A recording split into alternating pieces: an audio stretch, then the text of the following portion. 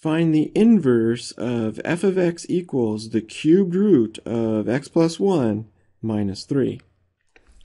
Let's begin by replacing f of x with y. And we write y equals the cubed root of the quantity x plus 1 and then minus 3. Now the next step is to interchange x and y. In this case, we write x equals the cubed root of y plus 1 minus 3. Now at this point, we need to solve for y. So we'll begin by adding 3 to both sides.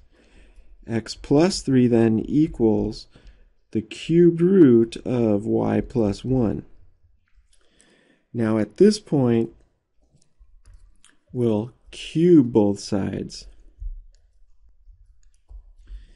And that'll leave us with x plus 3 cubed equals y plus 1.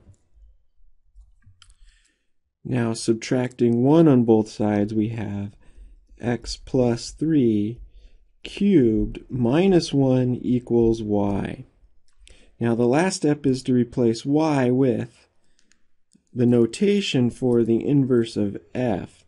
So we can write x plus 3 cubed minus 1 equals f inverse.